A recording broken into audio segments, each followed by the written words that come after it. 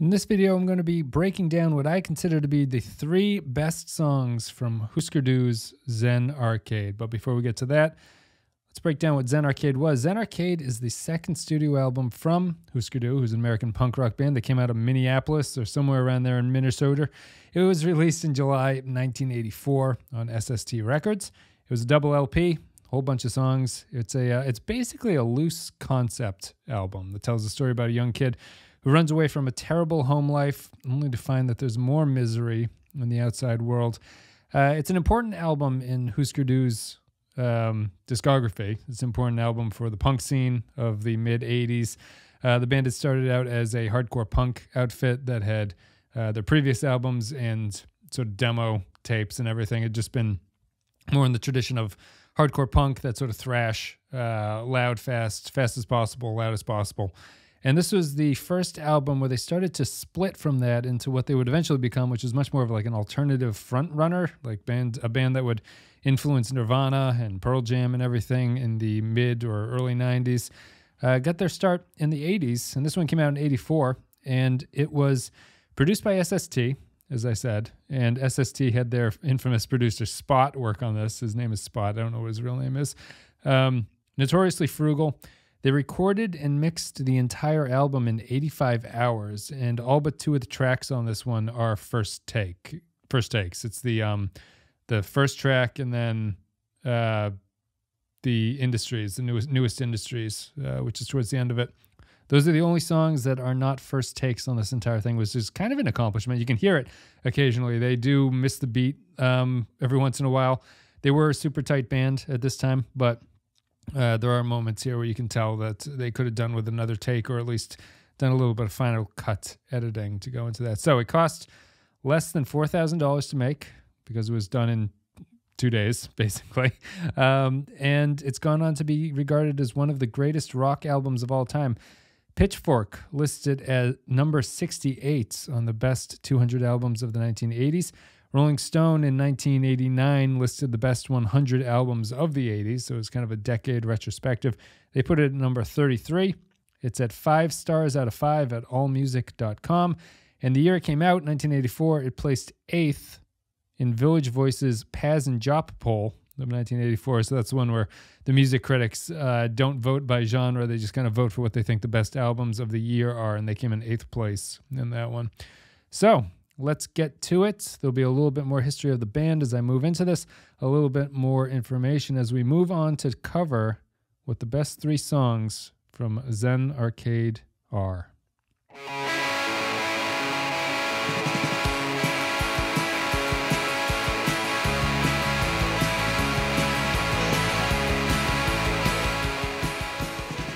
All right, so at number 3, we've got Pink Turns to Blue, which is my 3rd favorite song off this album. So Hüsker Dü, if you're unfamiliar, are infamous for having a duo of songwriters who are Bob Mould, who plays guitar, and then there's the drummer, Grant Hart. And the band would basically be driven by this intense competition between the 2 of them. Their very last album is almost like a trade-off where one writes a song, the other one writes a song, then the other one writes a song, and it's this really competitive one-upsmanship of each other. It probably fueled a lot of creativity early on, but it did ultimately lead to the band's demise as those 2 couldn't get along with each other. But I think Pink Turns to Blue is a good example of the difference between the 2 of them. I would recommend listening to the entire album, but I think that if you wanted a taste of the differences here, Pink Turns to Blue is a Hart song, and it's pretty much the epitome of what defines him as one of the songwriters of this band. So in context, or in comparison to Bob Mould, who has less of a traditional sense of melody, but better lyrics, and a sort of like less traditional, quote-unquote, good-sounding voice. Hart has a better voice that's like a traditional singing voice, but he has worse lyrics, or lesser lyrics, that are a little bit more on the nose. But he also has a better sense of a pop melody to him, where Mould's melodies can be a little bit hard to track sometimes, or you have to listen to it a couple times to get into the groove of what he's trying to do. Hart has a much more traditional sing-along melody, and I think that comes through in Pink Turns to Blue, where the hook of this, the chorus, is one of the catchier ones on the album.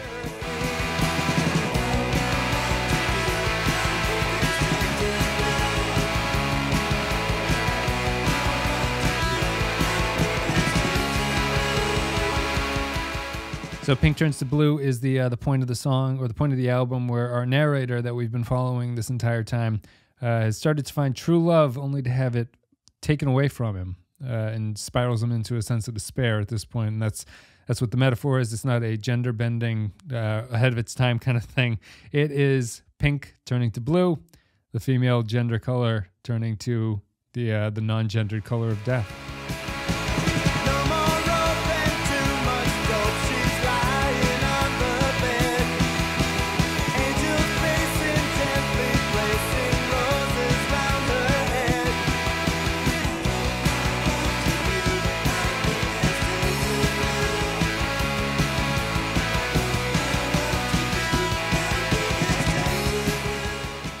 Typical of this album, it's typical of all Hüsker Dü albums. The production is terrible. As I mentioned, SST didn't really spend a lot of money on these things. They were recorded very quickly. This only cost $4,000, recorded in a couple of days. The vocals are always smothered in Hüsker Dü albums. There's not a lot of clarity. There's this like high-end sizzle to everything that kind of gets your ears worn out. The cymbals are very hot on the recording. So it's a difficult thing to listen to. But I would recommend that people listen to their live album if they're interested in what Hüsker Dü actually sounds like, because I think it's an interesting comparison. And it's once you understand what they sound like live, you can kind of go back to the actual album and listen to it and see how this would sound with an ear towards the live aspect and an ear that can disregard how the recording process went.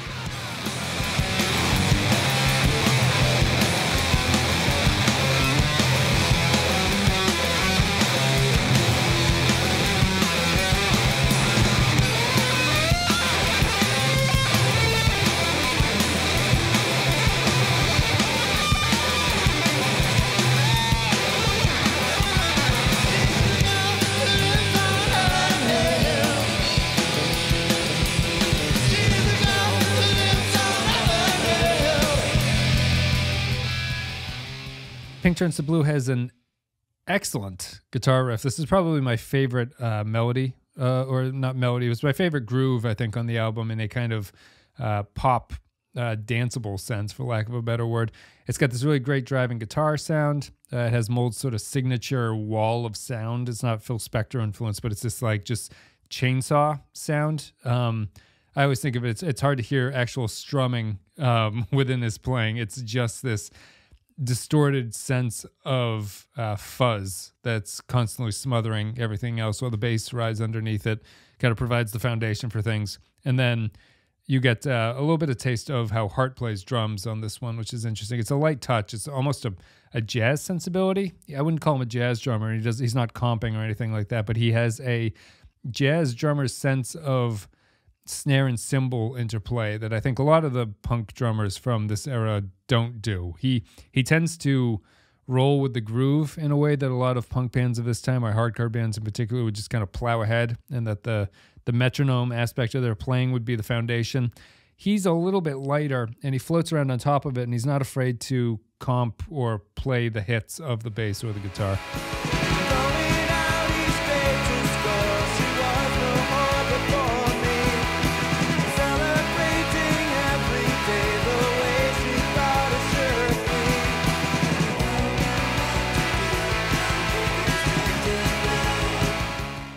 All right, number 2 is I'll Never Forget You. So if you're new to Zen Arcade, there's one section at the start. It's probably the backside of the first album. It's a double album. After the first 4 songs, they go on a little bit of a tear of pure hardcore songs. And there's a little bit of, there's like piano interludes and stuff mixed into those for the next couple songs on that. But after Chartered Trips, they go on an extended riff of hardcore songs that is basically where the band was coming from before the double album in the second half sort of evolves into more of a traditional, what Hüsker Dü will eventually become, more melodic, guitar-driven stuff. But they do have this hardcore section that can be kind of difficult to work through if you're not a fan of the genre. I think they're pretty good. I think you're limited by what hardcore can do within the genre, within like the traditional genre. There's only so much you can do with that style besides go faster and louder. It's a good run of songs, but I think that the best one is the very end of the run before the album starts to move in a new direction, and it's called I'll Never Forget You.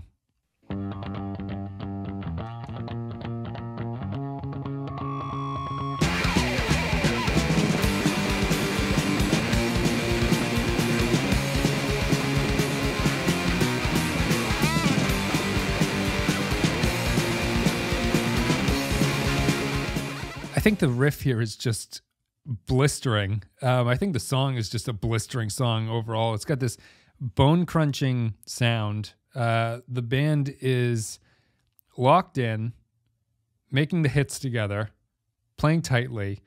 Mould's shrieking to the point of breaking his voice at a few points, and you can tell this is the first take. His voice does seem to fail at a couple points, especially during the chorus. It is just sort of rage packaged into a 2-minute punk song. Super angry. I love the chorus. The way that his vocals are sort of out of sync, strangely, with the groove while he's shrieking, and this really atonal, just kind of like just screaming session, singing the chorus or screaming the chorus. It's this really great thematic choice to have the rage of those vocals paired with what the theme of the song is, which is interesting in and of itself.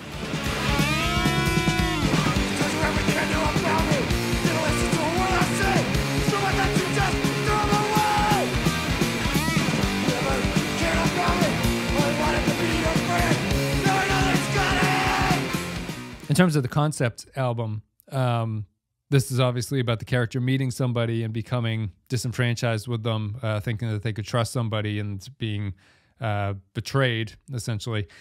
Now that Mould has come out as homosexual, he was outed, I think, in the early 90s by like a gay mag that was doing that thing that was sometimes popular for CD organizations to do, to sort of out people, to sort of build a camaraderie. I hope they'll join your side or something. He was outed, and knowing that, it gives this whole new meaning to this song, I think, which was written by Mould. You get a sense that this is more about a young man's attempt to sort of grapple with his homosexuality, and he's kind of in denial and pretending that this person, he just wants to be somebody's friend. But at the same time, it's a amount of rejection that is clearly, to me at least, it seems like a young homosexual's attempts to try to build a romantic relationship that is not going well. There's either a rejection because the other person's not gay, or there's some kind of confusion. It just really strikes at the heart of this growing up tale, coming of age tale about trying to find your way in the world. And I just love the chorus here in that context, because it is heartbreaking, angry, and I think it's just a sort of brilliant little encapsulation of something that I'm sure a lot of people experience.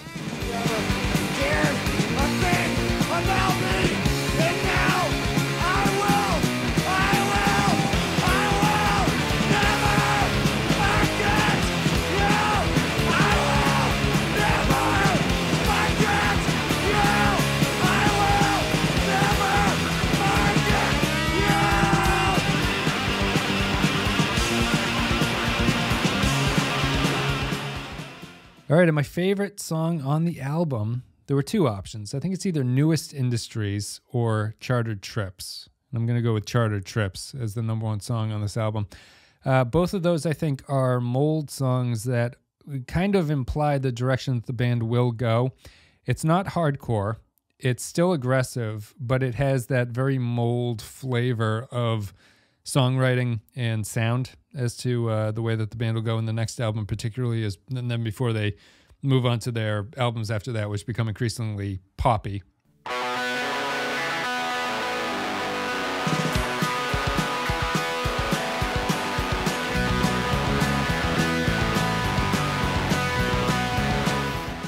I think that the riff here is fascinating. I like Newest Industries, but I think that Chartered Trips just has better lyricism to it.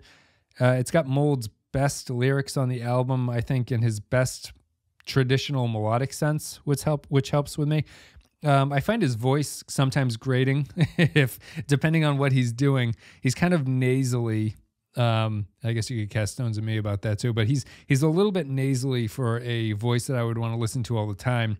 But he does have a great set of lyrics here, which are poetic and charming. And I think that within the context of the album, within this song, this is his best work as a traditional pop writer.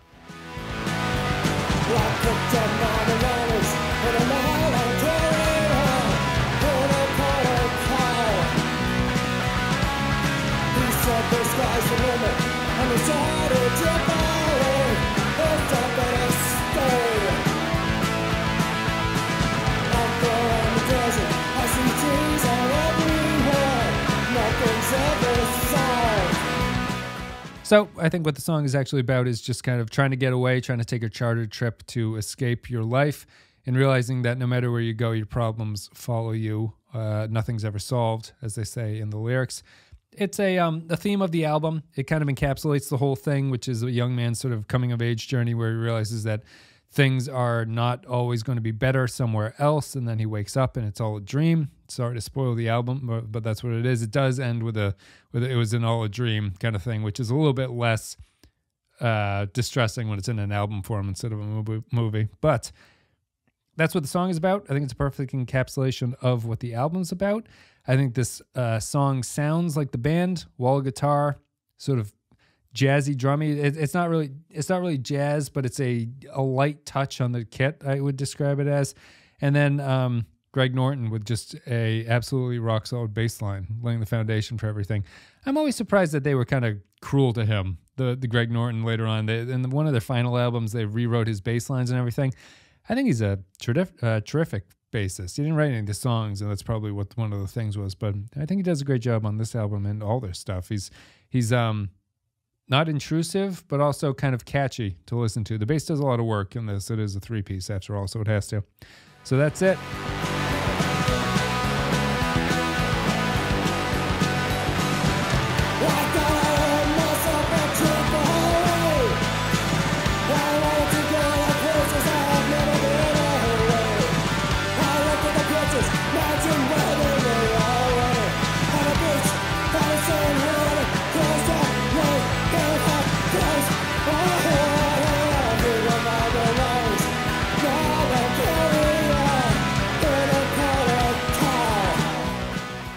Those are the 3 songs.